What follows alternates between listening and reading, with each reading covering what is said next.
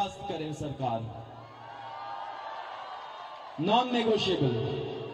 Number 2, 1 crore का मुआवजा सारे फैमिलीज के लिए जिनके बच्चे इस नीट के ब्रोकन करप्ट एजुकेशन सिस्टम के वजह से आत्महत्या करके मर गए, 1 करोड़ का मुआवजा।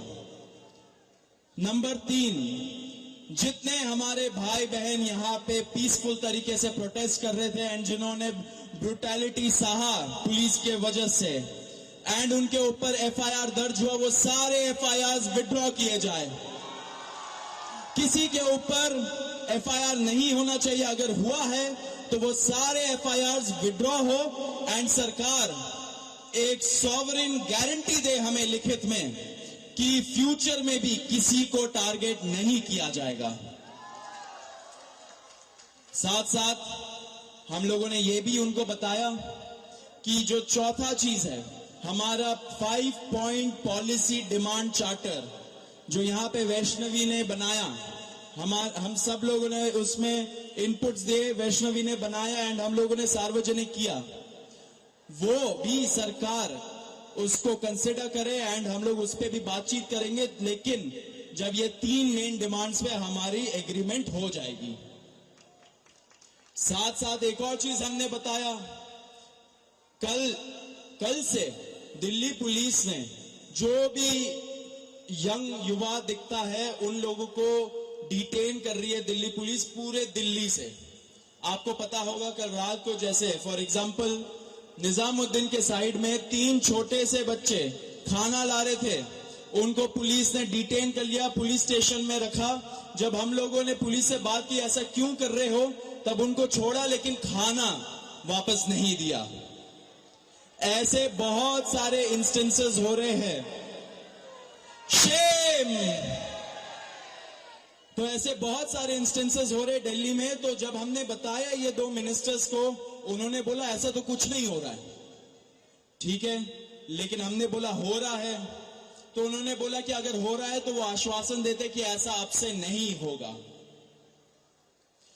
अब जो धर्मेंद्र प्रधान का इस्तीफे का मामला है वो आशु बताएगा क्या हुआ, लेकिन उसके पहले ये बता देना चाह रहा हूं कि जो हमारे दूसरे और तीसरे डिमांड्स है, कॉम्पनसेशन एंड एफआईआर का विड्रॉल और सॉवरेन गारंटी की ऐसा फ्यूचर में भी एफआईआर फाइल ना हो, उस पे सरकार ने पॉजिटिव साइन दिखाया। सरकार ने बोला कि इन प्रिंसिपल हम लोग मान रहे हैं आपकी ये 2 डिमांड्स। तो कल हमें फिर से बुलाया है। अब धर्मेंद्र प्रधान का इस्तीफा जो सब लोग सुनना चाहते क्या हुआ वो आशु बताएगा। तो सबसे विस्तृत चर्चा धर्मेंद्र प्रधान के इस्तीफे को लेकर हुई। बहुत सारे आर्ग्यूमेंट्स सरकार की तरफ से दिए गए, लेकिन हमने सिर्फ और सिर्फ एक बात कही कि जो 21 बच्चे हैं जिन्होंने नीट का पेपर लीक होने के बाद सुसाइड कर ली, उन जानों का जिम्मेदार कौन है, उनका जवाबदेह व्यक्ति कौन है, उनकी अकाउंटेबिलिटी किस पर है। हमने बहुत साफ शब्दों में सरकार को बता दिया कि धर्मेंद्र प्रधान का इस्तीफा नॉन नेगोशिएबल है। धर्मेंद्र प्रधान का इस्तीफा या उनके कैबिनेट के बर्खास्तगी के बिना यहां पर जो प्रदर्शन चल रहा है, जो पूरे देश भर में प्रदर्शन चल रहा है, वो प्रदर्शन बंद नहीं होगा। ये हमने आज सरकार को साफ शब्दों में कम्युनिकेट कर दिया है। हमने सरकार को यह भी बता दिया कि पूरे देश में इस समय भले ही हमारी शिक्षा को लेके अलग अलग डिमांड्स हो, भले ही शिक्षा सुधार को लेके हमारी 10 अलग डिमांड्स हो, लेकिन इस समय पूरे देश की एक सिंगल डिमांड है, धर्मेंद्र प्रधान का इस्तीफा। सरकार ने जो डेलीगेशन वहां पर मौजूद था, उन्होंने हमें कल फिर से 3:30 बजे इस मुद्दे पर बात करने के लिए बुलाया है। हमने सरकार को बहुत क्लियरली ये कम्युनिकेट कर दिया है कि हम अब ज्यादा वक्त इस पर जाया नहीं कर सकते।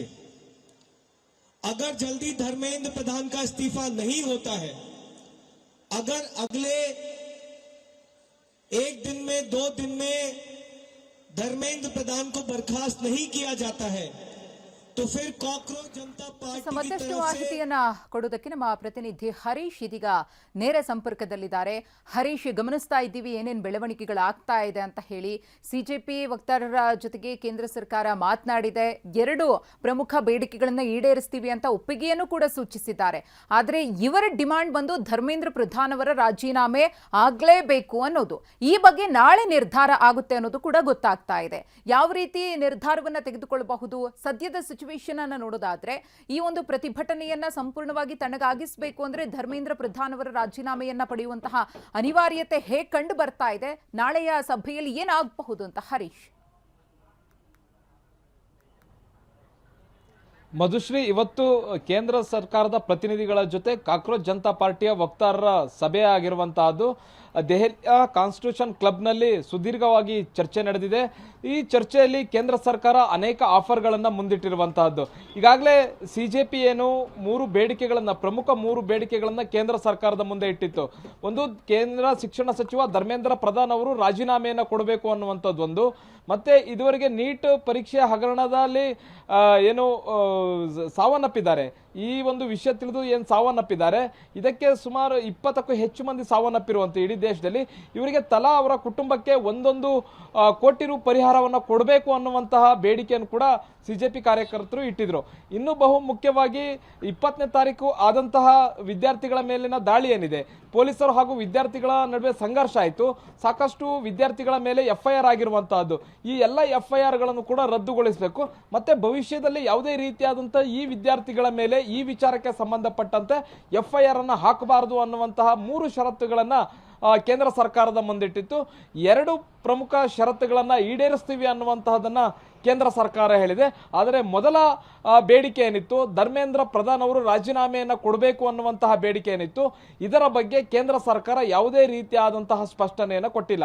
ಆದರೆ ಕೊನೆಯ 2 ಬೇಡಿಕೆಗಳೇನಿತ್ತು, ಪರಿಹಾರ ಕೊಡುವಂತಹದ್ದು ಮತ್ತೆ ದಾಖಲಾಗಿರ್ತಕ್ಕಂಥ FIR ಅನ್ನು ರದ್ದುಗೊಳಿಸುವಂತಹದ್ದು, ಈ 2 ಬೇಡಿಕೆಗಳಿಗೆ ಕೇಂದ್ರ ಸರ್ಕಾರ ಸಕಾರಾತ್ಮಕವಾಗಿ ಸ್ಪಂದಿಸಿದೆ. JP ನಡ್ಡಾ ಹಾಗೂ ಜಿತೇಂದ್ರ ಸಿಂಗ್ ಅವರು ಈ ಸಭೆಯಲ್ಲಿ ಭಾಗಿಯಾಗಿದ್ರು. ಈ ಸಭೆಯಲ್ಲಿ ಅವರಿಗೆ ಭರವಸೆಯನ್ನ, ಸಿಜೆಪಿ ಪಕ್ಷದ ವಕ್ತಾರರಿಗೆ ಭರವಸೆ ಸಿಕ್ಕಿರುವಂತಹದ್ದು. ಮತ್ತೆ ಧರ್ಮೇಂದ್ರ ಪ್ರಧಾನ್ ಅವರು ರಾಜೀನಾಮೆಯನ್ನು ಕೊಡುವಂತಹ ಬೇಡಿಕೆ ಏನಿದೆ, ಇದಕ್ಕೆ ನಾಳೆ ನಿರ್ಧಾರ ಆಗುವಂತಹ ಸಾಧ್ಯತೆ ಇದೆ. ನಾಳೆ ಮತ್ತೊಂದು ಸುತ್ತಿನ ಸಭೆ ನಡೆಯುತ್ತೆ, ಅಂದ್ರೆ 3ನೇ ಸುತ್ತಿನ ಸಭೆ ನಡೆಯುತ್ತೆ.